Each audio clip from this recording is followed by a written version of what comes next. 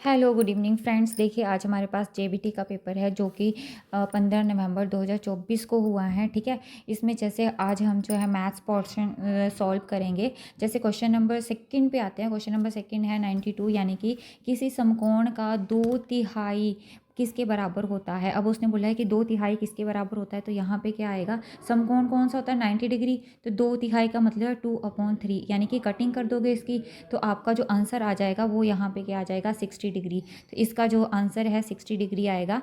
Second है हमारे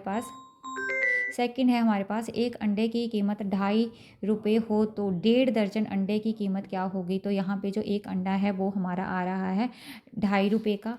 तो 1.5 दर्जन में कितने होते हैं, 18 होते हैं। तो वहाँ पे क्या आ जाएगा, इसको 250 को हम 18 से मल्टीप्लाई करेंगे तो जो 45 आंसर है वो हमारा सही आंसर होगा। तो ये यहाँ पे 45 हमारा सही आंसर है। अब सेकंड क्वेश्चन है, किसी वृत्त के चतुर्थांश का क्षेत्रफल क्या होगा यदि वृत्त की त्रिज्या 7/2 सेंटीमीटर है। अब एक सर्कल है, सर्कल का चतुर्थांश मतलब 4 हिस्से होते हैं। अब उसका एक पोर्शन पूछा है तो सर्कल 4 पार्ट्स में डिवाइड हो गया।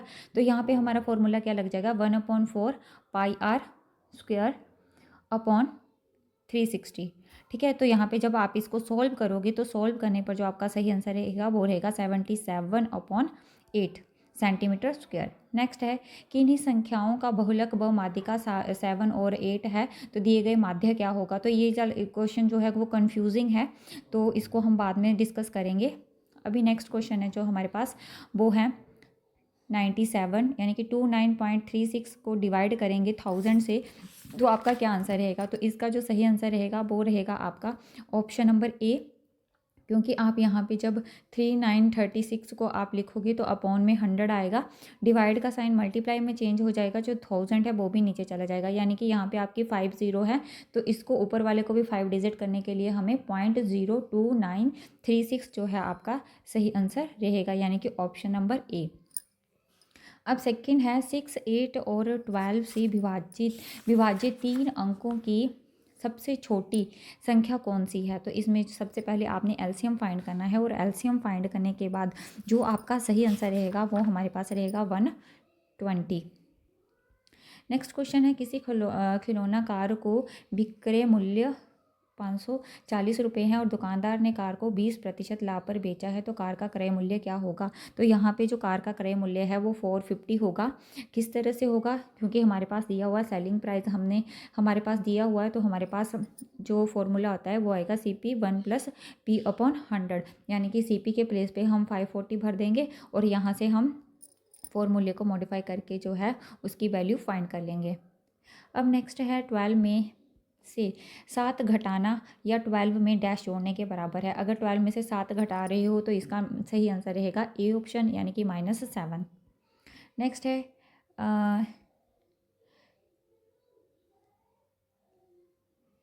15 भुजाओं वाले एक नियमित बहुभुज के बाहरी कोण का जो माप है वो किसके बराबर होगा। तो यहाँ पे मैंने पहले आपको बताया था कि 360 को आपने 15 से डिवाइड कर देना है, तो आपका सही आंसर रहेगा ए, यानी कि 24। सेकंड है आपके पास, अब नेक्स्ट क्वेश्चन है, किसी चतुर्भुज के आंतरिक कोणों का योग क्या होता है। तो किसी चतुर्भुज के आंतरिक कोणों का योग जो होता है वो 360 के इक्वल होता है। अब नेक्स्ट है, किसी वृत्ताकार क्षेत्र के चारों ओर की दूरी क्या कहलाती है। तो उसको हम सरकमफ्रेंस यानी कि परिधि बोलते हैं। अब नेक्स्ट है हमारे पास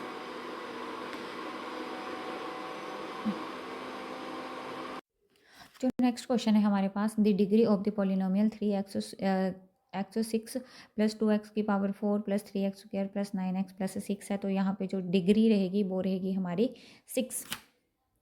अब नेक्स्ट क्वेश्चन है,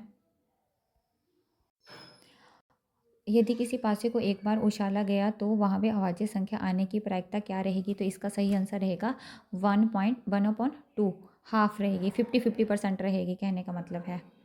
नेक्स्ट है हमारे पास कि यदि किसी बहुपद px = x³ + 3x² + 3x + 1 से विभाजित करने पर शेषफल होगा इस डिवाइडेड बाय, अगर हम इसको x + 1 से डिवाइड करेंगे तो इसका जो रिमाइंडर है वो क्या रहेगा, तो वो हमारा रहेगा 0, क्योंकि यहाँ पे हम जो है x की वैल्यू -1 पुट करके देखेंगे इस वाले सीक्वेंस में।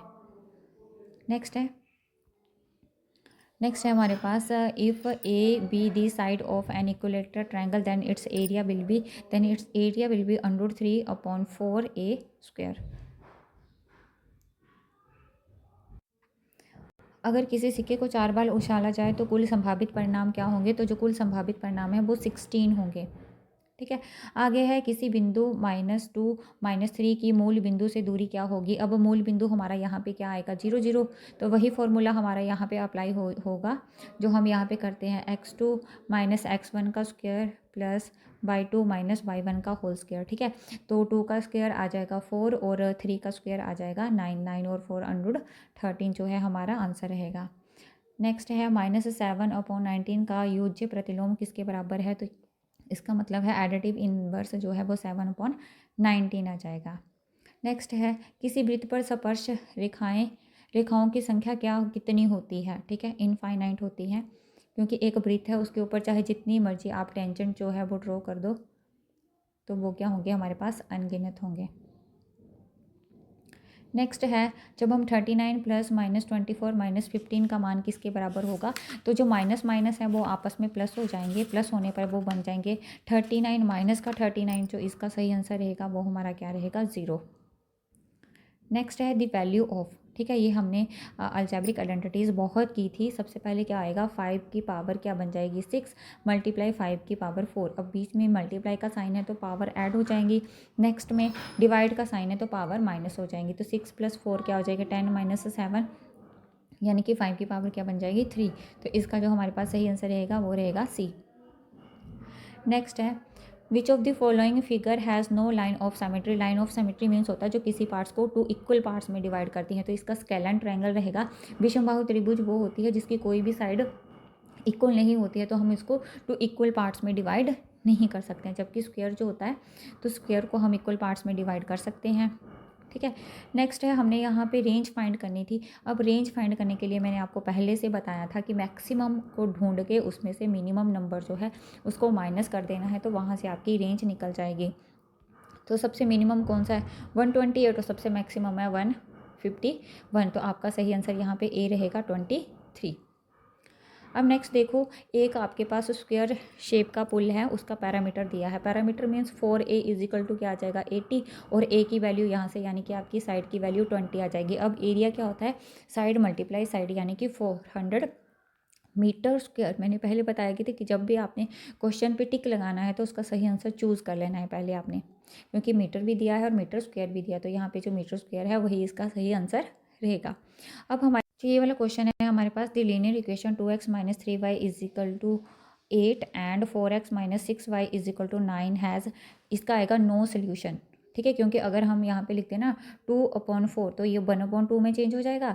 नेक्स्ट लिखोगे -3/-6, ये भी 1/2 में चेंज हो जाएगा, बट लास्ट में 8/9 है। तो इसका क्या बन जाएगा? No solution. थैंक यू दोस्तों, मेरे चैनल को लाइक शेयर और सब्सक्राइब ज़रूर करें।